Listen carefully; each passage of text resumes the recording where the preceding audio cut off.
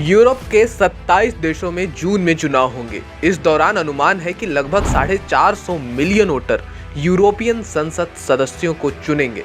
चुनाव 720 सीटों पर होंगे। ये दुनिया की अकेली सीधी चुनी हुई इंटरनेशनल असेंबली है। यह संसद क्या काम करती है, इसे बनाने की जरूरत क्यों पड़ी, इसके पीछे का इतिहास क्या है, आइए आज सब कुछ समझने की कोशिश करते हैं। पर सबसे पहले ये जान लेते हैं कि यूरोपियन यूनियन है क्या।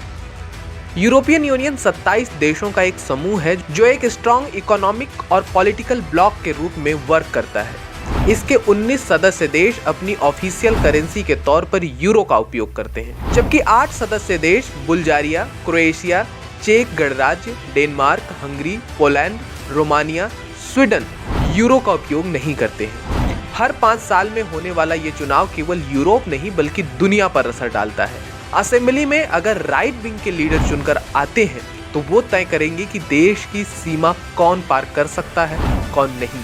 इसके अलावा कई दूसरे मुद्दे भी ईयू सदस्य ही तय करते हैं। पहले ये केवल एक सुझाव देने वाली संस्था थी, लेकिन अब इसके पास काफी शक्तियां आ चुकी हैं।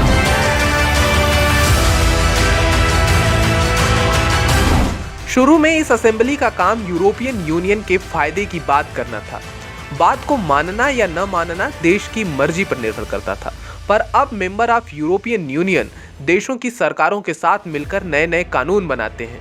वे ग्लोबल मुद्दों पर फैसला लेते हैं। क्लाइमेट चेंज और रिफ्यूजी पॉलिसी जैसे मुद्दे इस असेंबली से काफी ज्यादा प्रभावित होते हैं। आबादी के आधार पर सीटों का बंटवारा होता है। किसी भी देश के 6 से कम रिप्रेजेंटेटिव नहीं हो सकते। इस बार जर्मनी के सबसे ज्यादा 96 रिप्रेजेंटेटिव हैं। कई देशों में 18 साल के लोग ही वोट कर सकते हैं, लेकिन इस साल जर्मनी, ऑस्ट्रिया, बेल्जियम और माल्टा में 16 साल की उम्र वाले भी वोट कर पाएंगे।